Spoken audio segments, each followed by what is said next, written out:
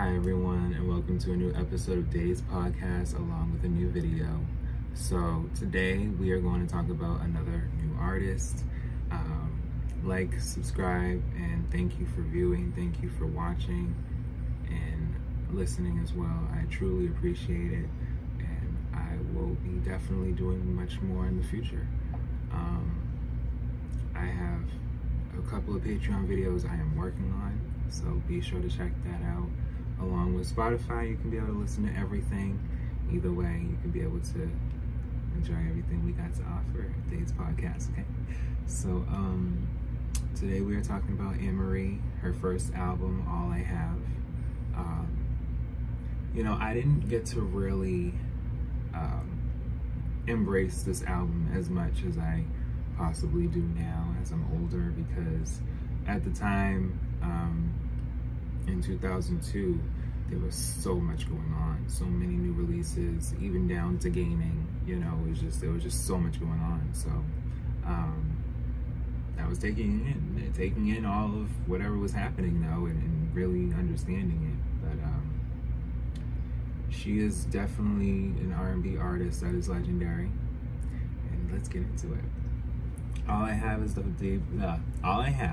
debut album by Amerie. It was released on July 30th, 2002 through Columbia Records, Rise Entertainment, and Richcraft Records as well. Entirely produced by Rich Harrison, the album debuted and peaked at number 9 on the Billboard Hot 200 chart in August 2002, remaining in the top 20 for 2 weeks only, and dropping off the top 100 in its 14th week. It also received generally mixed reviews from music critics. Nevertheless, the album was certified gold by the Recording Academy, selling over 500,000 copies on October 3rd, 2003, and won a Soul Train Music Award for Best R&B Soul and Rap New Artist in 2003. The album has sold over 661,000 copies in the U.S. as of July 2009.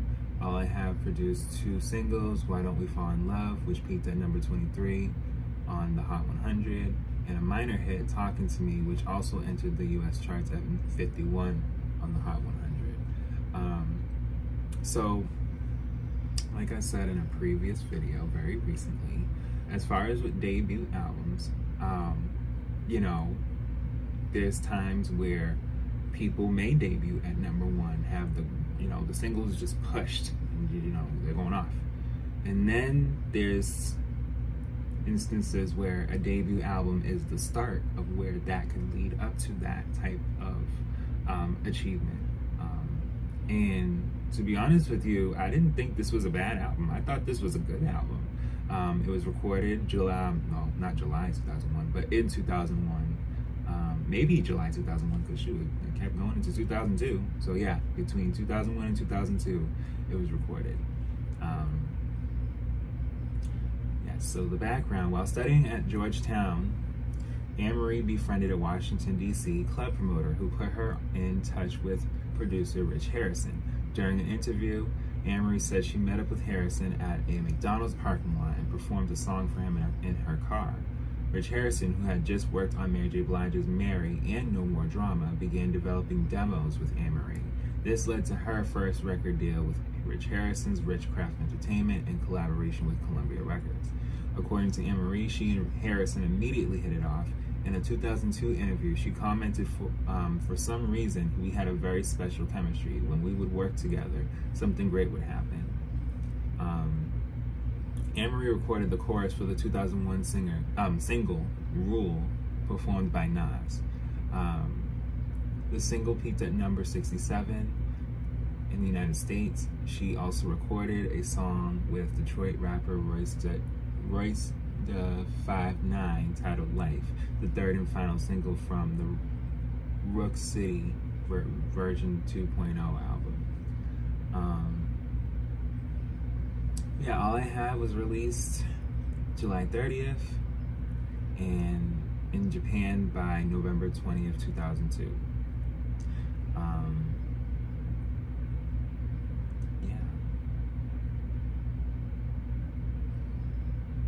The song was an urban top 20 hit in Australia as far as for Why Don't We Fall in Love, and reached the top 40 in the United Kingdom.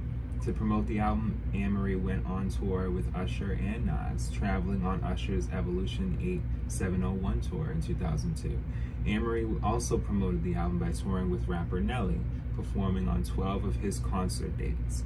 The second and final single from All I Have was Talking to Me, and it reached a top 20 entry and peaked outside the top 40 on the Hot 100. So yeah, it had generally mixed reviews from music critics. Gave the album the grade of 2.5 out of 5 stars.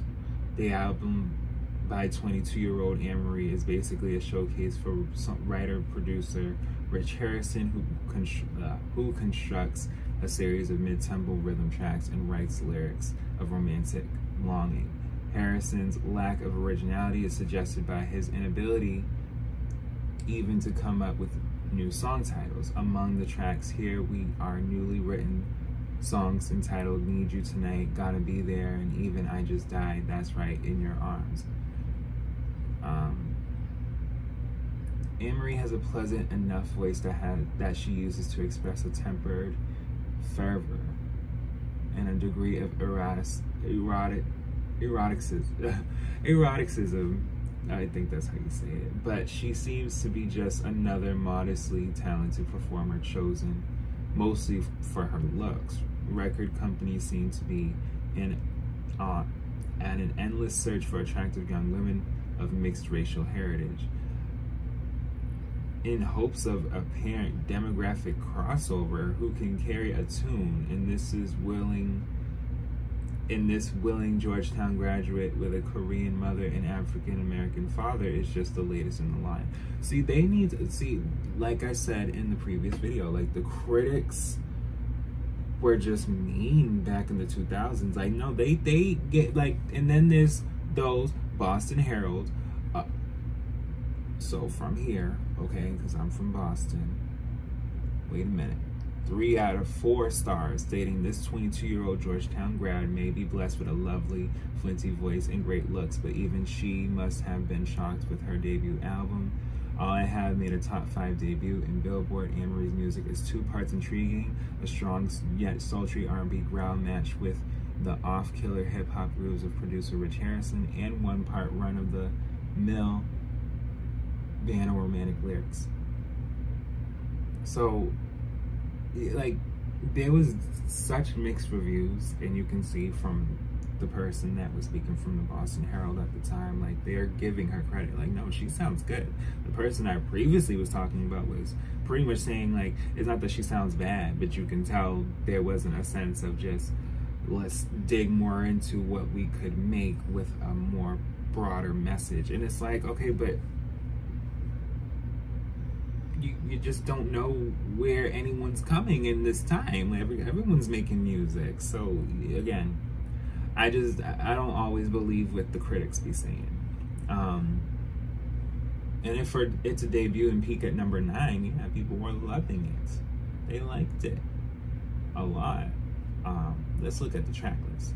So there's 1, Why Don't We Fall in Love, then 2, Talking to Me. So we already got the first 2 singles right when we start the album. And I feel like that's what kind of gets people, because they feel like when you put out singles, kind of have it spread out so we can get led into the album. But at that time, you know, you wanted people to jump right into the songs that they loved. So they had the album, they knew the album, had the songs that they wanted to listen to. But yeah. Then track 3 is Nothing Like Loving You, which is not a bad song. I actually like that song. Can't Let Go is a good song. Need You Tonight. I didn't always really listen to it heavily, but it's not a bad song. Got to Be There. I Just Died. That song has a lot of layering vocals. And I think that's another thing too. Like at the time, you know, layering your vocals, people, I feel like, just only accepted it in certain times with certain people. And I feel like, you know, when you can clearly see like people are layering, it's like, you know, give some credit, you know. Hating on You. Then there's Flow.